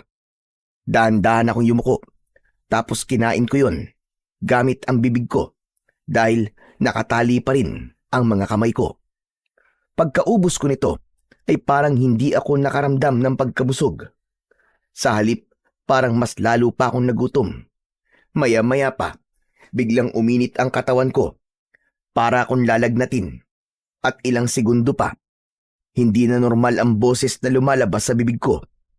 Naging mababang ungol na ito na parabang galing sa isang mabangis na hayop. Kinabahan ako. Napatingin ako sa mga braso ko at nanlaki ang mga mata ko nang makita kong may tumutubong maitim na balahibo. Pati binti ko, unti-unti na ding nagbabago. Doon ako biglang natahimik. Napatunayan kong totoo nga na aswang ako. Totoo yung panaginip ko at totoo lahat ng mga sinabi ni Jericho. Biglang tumulo ang luha ko. Hindi ko na napigilan. Sinubukan kong tumakas. Ginamit ko ang lakas ko para pigtasin ang tali. Pero sadyang matibay yun. Hindi ito ordinaryong tali lang. Para bang nilagyan ito ng mahika. Bakit wala akong alam? Bakit ngayon ko lang nalaman to? Nainis ako at natakot. Buong buhay ko, pinaniwala ako ni Tatay Ismael na normal ako. Minsan ko pang ang hiniling sa kanya na gawin niya akong aswang, pero tumanggi pa siya, kaya mas lalo ako nalito. Marami akong tanong na alam kong si Tatay Ismael lang ang makakasagot. Sinubukan ko pa ulit nakalasin yung tali, pero nabigo pa rin akong makatakas. Kinabukasan, nagising ako sa mahinang tapik sa balikat ko. Pagmulat ko ng aking mga mata, ay nakita ko ang binatang si Jericho. Bigla akong napatingin sa mga braso at binti ko at para akong nabunutan ng tinik nang makitang wala na ang mga balahibo. Mabuti naman at gising ka na. Ang hirap mong gisingin. Ang sarap ng tulog mo. Hindi ako sumagot. Hindi ko siya matignan. Nahihiya ako at kinakabahan. Parang gusto ko na talagang lumubog sa lupa ng mga sandaling yon. Pero may dala siyang pagkain para sa akin. Inilapag niya yun sa harap ko na parabang walang nangyari kagabi. Maaliwalas ang mukha niya at tumatawa pa. Inayos niya ang pagkain. Tapos ay nagtangka siyang subuan ako ulit. Pero umiwas ako at hindi na nakatiis na magsalita. Bakit mo ginagawa to? Kaaway mo ako, di ba? Bakit ka pa nag-aabala na pakainin ako? Pwede mo naman akong pabayaan dito eh. Hayaan mo na lang ako mamatay sa gutom para wala ka ng problema. Hindi ko pwedeng gawin yon. At bakit hindi? Kasi kailangan mo pa ako. O kaya naman, ay iniisip mo pa kung paano ako papatayin? Hindi kita pwedeng patayin ng basta-basta. Hindi ako basta-basta nang huhusga kung kalaban ka o hindi. Pinag-aaralan ko pa kung dapat ka ba talagang mamatay o hindi. Ganon? Pero bakit? Natutunan ko kasi yun sa tatay ko. Ang sabi niya, wag ako basta-basta manghuhusga, maski pa kaaway. Natutunan mo sa tatay mo si Mandado? Teka, kilala mo ang tatay ko?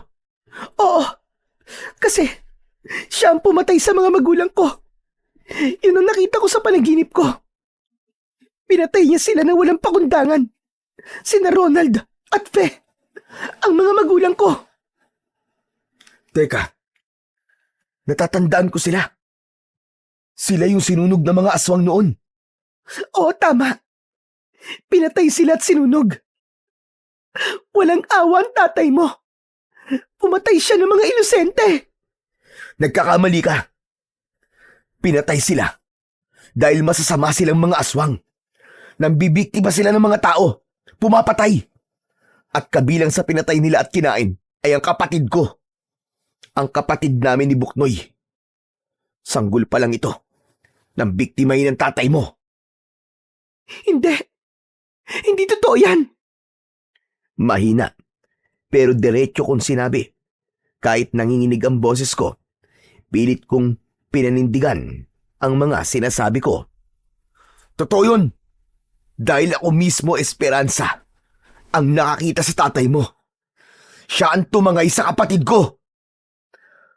Wala akong masabi sa pagkakataong yun. Para akong pinagbagsakan ng langit at lupa sa mga sinabi niya. Hindi mo alam kung gaano kasakit ang nangyaring yun. Nang mawala ang kapatid ko. Nalungkot ng gusto ang nanay ko. Alam mo bang Nagpakamatay siya ng dahil doon. Hindi ko alam. Wala akong alam. Ang alam ko lang ay yung ipinakita sa akin ng panaginip ko na pinatay sila sa harap ko at saka sinunog. Hindi ko alam na masama pala talaga sila kaya sila pinatay. Nakita ko silang naging aswang. Pero may nakapagsabi kasi sa akin na hindi lahat ng mga napanaginipan ko ay totoo. Ang sabi niya, wala daw kasalanan ng mga magulang ko. Na pinagbintangan lang daw sila. Hindi ko alam na gano'n na nangyari. Ang sabi lang kasi sa akin, inosente daw sila. Hindi ko na alam kung ano ang totoo. Hindi ko na napigilan ang sarili ko na mapahagulgol. Mabigat na mabigat ang loob ko. Napayuko si Jericho.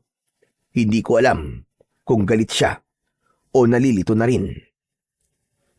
Mabuti papatayin mo na din ako. Masama akong aswang, Jericho.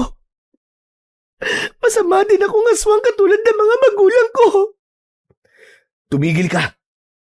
Hindi kita papatayin. Ano bang tingin mo sa akin, isang hayop? Na basta nalang papatay? Napatitig ako sa kanya. Hindi ko alam na kaya din pala ng isang tao na di mangusga kahit nagdudumilat na ang katotohanan na isa akong aswang. Maya-maya pa ay lumapit siya sa akin. Nagulat ako nang makita kong inaalis niya ang tali sa aking kamay. Pinapakawalan mo na ba ako? Oo, makakauwi ka na. Pero may isang kondisyon. Wag ka nang babalik dito sa baryo Kapag nakita pa kitang gumagala dito, hindi na ako magdadalawang isip na saktan ka. Kailangan ko kasing protekta ng mga tao rito Yung kasi ang habili ng tatay ko bago siya mamatay. Napayuko ako. Hindi ko alam kung dapat ba akong matuwa, mahiya, o mas matakot. Hindi mo ako kilala, Jericho. Hindi mo alam kung ano pa ang pwede kong gawin. Wala akong pakialam dahil di naman ako takot sa'yo Sige na, umalis ka na. Binuksan niya ang pintuan at tumayo sa may gilid na para bang hinihintay na lumabas ako. Nung una ay nag-aalangan ako pero sa bandang huli, pinili kong lumakad palabas. Tahimik akong naglakad mag-isa papunta sa baryo. At nang makarating ako doon, ay sumakay na ako ng tricycle na maghahatid naman sa akin sa sakayan pauwi naman sa bahay. Samantala, nang makarating ako sa bahay namin, pagbukas ko ng pinto ay nakita ko si tatay na nasa sala. Nagulat pa ito nang makita ko. Agad siyang lumapit sa akin at niyakap ako. Anak, saan ka ba nanggaling? Bakit hindi ka umuwi kagabi? Ano nangyari sa'yo? Hindi ko siya sinagot. Bumitaw siya sa pagkakayakap at tinignan ako. Nagtaka siya sa aking biglang pananahimik. Tay, itigil na natin to. Bigla siyang natigilan. Halatang nagulat siya sa sinabi ko. Alam ko na po ang totoo, Tay. Totoong aswang ang mga magulang ko. May nagawa silang mali, kaya sila pinatay. Ano? Paano mo naman nasasabi yan? Natagpuan mo na ba si Dado? Hindi po. Pero nalaman ko pong patay na si Mandado. Wala na tayong dahilan para magiganti pa dahil matagal na siyang patay. Hindi anak. Itutuloy pa rin natin ang pagsalakay. Lalo na ngayon. At wala nang magiging hadlang sa pagsakop namin sa baryo na yon. Pagsakop? Teka. Anong pagsakop? May plano kayong sakupin ng baryo? Tama ka nang narinig, Iya. Sasakupin namin ang baryo na yon. At lahat ng tao doon ay gagawin naming mga kauri natin. Hindi. Wala tayong usapang ganyan, Tay. Pero hindi na siya sumagot. Mabilis siyang tumalikod sa akin at lumabas ng bahay. At mula noon ay hindi na siya umuwi. Ilang araw ko din siyang hinintay hanggang isang gabi ay nakita kong bilog na bilog ang buwan. Naalala ko ang sinabi sa akin ni tatay. Nakabilugan ng buwan sila sa salakay sa baryo na yon. Bigla kong naisip na baka nga ituloy nila ang masamang balak nila sa baryo na yon. Agad akong naganda. Naisip kong kailangan kong pigilan ng tatay ko at iligtas siya sa kapamakan. Lalo na at hindi ko naman nasabi sa kanya na may natitira pang malakas at makapangyarihang albularyo sa baryo na yon. At kailangan ko ding iligtas ang mga inosenteng tao na wala namang kinalaman sa pinaglalaban namin ni tatay. Ngunit nakakailang hakbang pa lang ako mula sa bahay namin papunta sa bakuran ay bigla akong nakaramdam ng pananakit ng katawan. Napasigaw ako habang pakiramdam ko ay pinupunit ang laman ko. Naglalagutukan ang mga buto ko. Maya-maya pa ay napansin kong tumubo na ang itim na balahibo sa mga braso at binti ko. Nang pakiramdaman ko ang loob ng aking bibig, ay alam ko na tinubuan na din ako ng mga pangil. Hindi! Kailangan ko makarating sa baryo na yon. Hindi pwedeng mangyari ang binabalak nila tatay. Mali yun! Maling-mali! Walang dapat na masaktan! Nagpatuloy ako sa paglalakad, pero ilang sandali lang ay naramdaman ko ang matinding kirot sa ilalim ng aking kilikili. Parang may lumalabas doon na buto. Kasunod nito ay ang paglapad ng balat ko. Pagtingin ko, nakita kong tumutubo na nga ang malalaking pakpak sa ilalim nun. Sinubukan kong ikampay yun. Umangat ako, pero halos mawalan ng balanse. Sinubukan ko muli at nang makuha na ang tamang timpla, mabilis akong umangat at nakalipad. Mabilis kong tinunton ang direksyon papunta sa bahay nila Jericho. Dumapo ako sa bubong ng dahan-dahan. Pinakiramdaman ko kung naroon sila, pero mukhang walang tao. Pagtingin ko sa plaza, ay naroon silang lahat. Mukhang kapistahan at sama-samang nagsasaya. Malakas ang tugtugan at nag-iinuman sila. Hinanap ko si Jericho at nakita ko siya sa gitna ng bulwagan. Ilang minuto ko nagbasid. Naging 1 oras. Hanggang sa wakas, nakita ko siyang tumayo at nagtungo sa isang madilim na bahagi. Hindi ko na pinalagpas ang pagkakataong yun. Maingat akong tumungo doon. Saktong pagdating ko, ay nakita kong nagtataas na siya ng siper ng kanyang pantalon. Sumulpot ako sa harap niya. Nanlaki ang mga mata niya at napaatras. Muntik nang mapasigaw. Jericho! Ako to si Esperanza! Huwag kang maingay! Nanlaki ang mga mata niya habang tinititigan ng anyo ko. Alam kong nakikita niya, maski madilim. Bakit ganyan ang itsura mo? Huwag na natin pag-usapan kung gaano kapangit ang itsura ko. Ang importante, mabalaan ko kayo. Mabalaan? Para saan? Sasalakayin kayo ng mga aswang ngayong gabi. Kailangan niyo maganda. Ano? Bakit? Gusto nila sakupin itong baryo. Teka sandali. Bakit mo sinasabi sa akin to? Kasi ayoko madamay kayo sa pagiganting gagawin ng tatay ko. Wala kayong kinalaman sa pagkamatay ng pamilya niya, tulad ng pagkamatay ng mga magulang ko. Si Buknoy, lalo na siya, bata pa siya. Hindi pwede to. Ilan sila? Hindi ko alam kung ilan sila. Walang sinabi sa akin ng tatay ko. Anak ng... Halos lahat ng mga tao dito lasing na. Gumawa ka ng paraan. Iligtas mo sila. Ngunit hindi pa man kami tapos na mag-usap, ay biglang narinig namin ang malakas na hiyawan sa plaza. Nagkatinginan kami ni Jericho. Mabilis siyang kumilos. Tumakbo siya kagad at ako naman ay sumunod sa kanya. Pagdating namin doon, nakita namin ang halos 10 aswang na umaatake sa mga tao. May mga tao ng sugatan at ang iba naman ay tumatakbo na palayo. Mga hayop kayo! Anong ginagawa niyo dito? Mabilis kong iginala ang aking mga mata at hinanap si Tatay Ismael. Nakita ko siya, mabilis na tumatakbo pasugod. Kagad ko siyang nilapitan. Tay! Tama na, pakiusap! Huwag mo akong pigilan! Galit na galit ang kanyang malahalimaw na muka.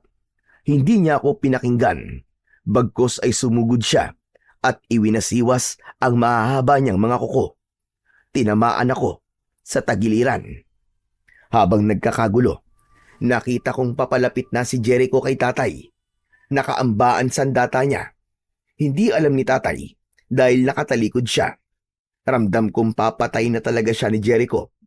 Mabilis akong tumalon. Agad kong sinunggaban ang sandata ni Jericho bago pa niya ito maibaon sa katawan ng tatay ko. Wag! Wag ang tatay ko! Pakiusap! Ngunit katulad ni tatay, ay hindi rin siya nakinig sa akin.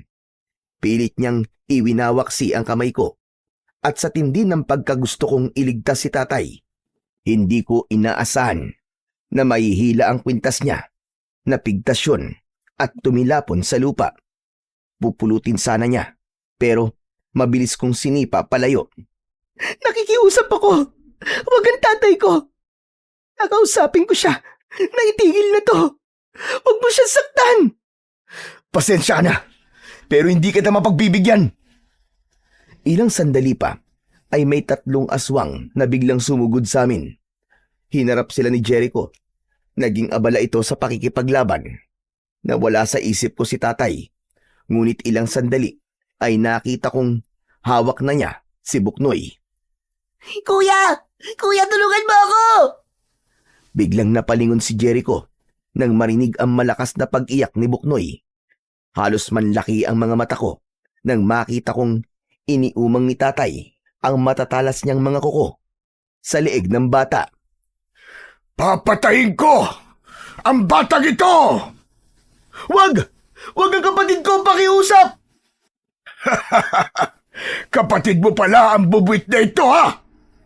Kuya, tulungan mo ako! Ayoko pa mamatay! Papatayin kita! Papatayin ko kayong lahat! Hindi ko papayagang mangyari yon! Walang iya ka! Tumahimik ka! Naaamoy ko sa batang ito ang dugo ni Dado. Papatayin ko ang anak niya, tulad ng pagpatay niya sa mga anak ko! Tay, tama na! Huwag mong idamay ang bata! Isa ka pa! Bakit hindi mo sinabi sa akin to? Isa kang traidor! Alam mo ang gusto ko, hindi ba? Sinabi ko sa'yo na kailangan magdusa at mamatay ang lahat ng konektado sa pumatay sa pamilya ko. Pero walang kinalaman ng bata, tay! Kung gusto mo, ako na lang! Ako na lang ang patayin mo! Pero hindi niya ako pinakinggan. Lalong tumalim ang tingin niya. Parang wala nang natitirang konsensya sa mga mata niya hanggang sa dahan-dahan niya nang idiniin ang kanyang mga kuko sa leeg ni Buknoy. Kuya! Ate, tulungan niyo ako! Nakaramdam ako ng awa para kay Buknoy.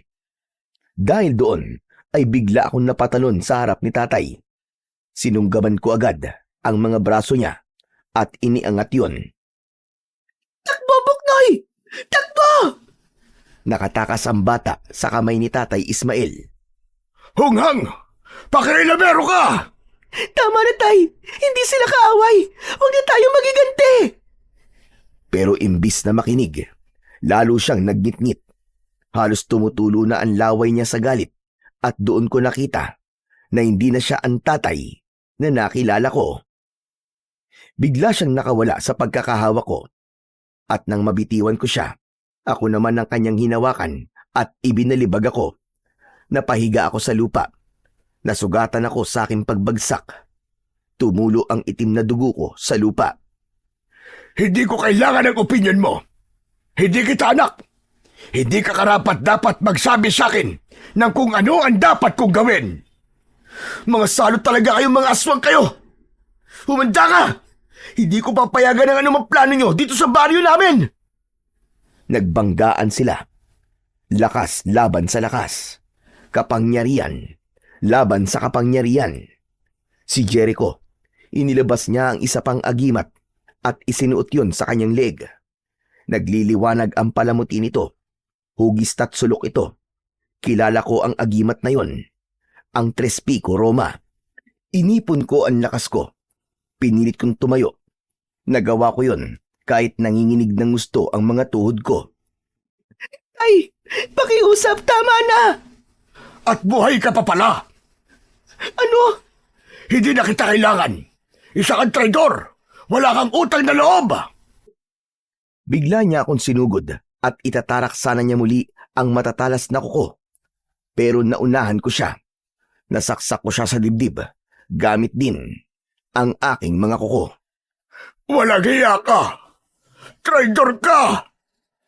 Patawarin mo ako, Tay! Patawad!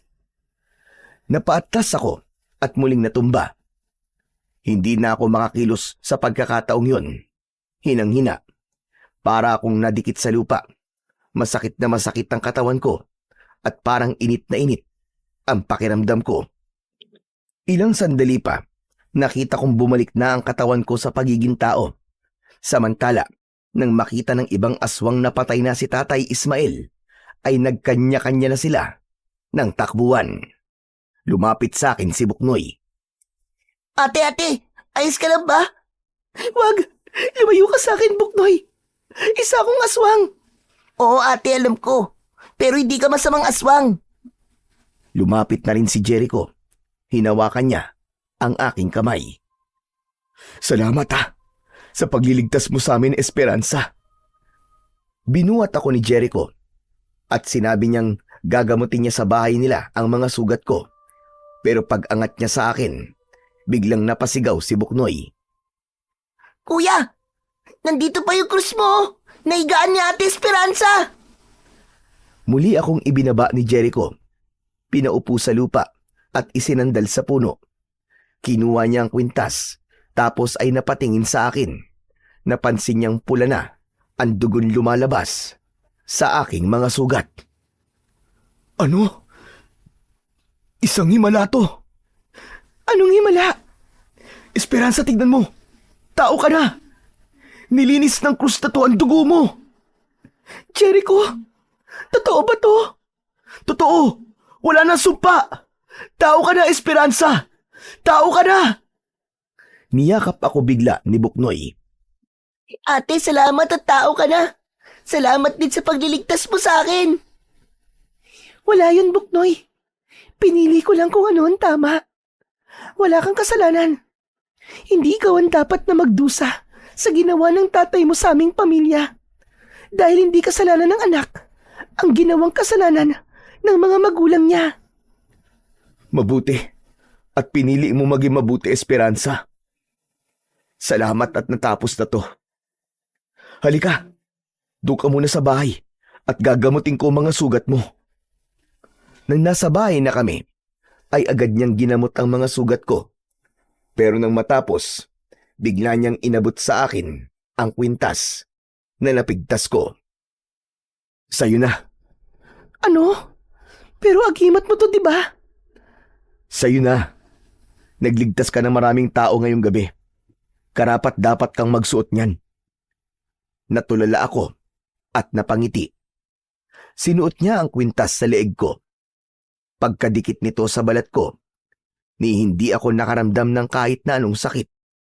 Doon ko naramdaman ang tunay na kalayaan. Nawala ng sumpa. Sa nangyaring yun, marami akong natutunan. Hindi perpekto ang tao o kahit ang nilalang na tulad ko. Lahat nagkakamali at may kapalit ang bawat pagkakamali. Tulad ng mga magulang ko na nalunod sa katakawan ng laman at si Tatay Ismael naman ay sa pagiganti at kamatayan nila ang naging kabayaran. At ang pinakahuli, ang sinumang pipili ng kabutihan, sila ang tunay na maliligtas. Ako ang dapat na magpasalamat sa inyo, Buknoy, Jericho. Na dahil sa inyo, makakapagsimula na ako ulit. Tama ang sinabi kong yun. Makakapagsimula na ako ulit nang walang kasinungalingan. At sa wakas, mamumuhay na din ako, hindi bilang isang aswang, hindi bilang anak ng isang mapaghiganting nilalang, kundi bilang isang babaeng pinili ang kabutihan at pinili ng Diyos na bigyan ng pangalawang pagkakataon. Samantala, pagkaraan ng lahat ng nangyari, ay nagpasya akong lumayo. Umalis na din ako sa bahay ni Tatay Ismael at namuhay sa isang baryo na walang nakakakilala sa akin. At ito ay ang baryo kung saan ako ngayon nakatira. Dito ako natutong mabuhay ng normal, natutong makihalubilo, at dito na rin ako nakapangasawa. Sa ngayon, may 2 na akong anak. Minsan, kapag tahimik ang gabi, inilalabas ko ang agimat na krus na bigay sa akin ni Jericho. Ito na lamang ang naiwang alaala ko sa kanya at kay Buknoy. At ito rin ang palaging nagpapaalala sa akin na palaging piliin ang tama at kabutihan.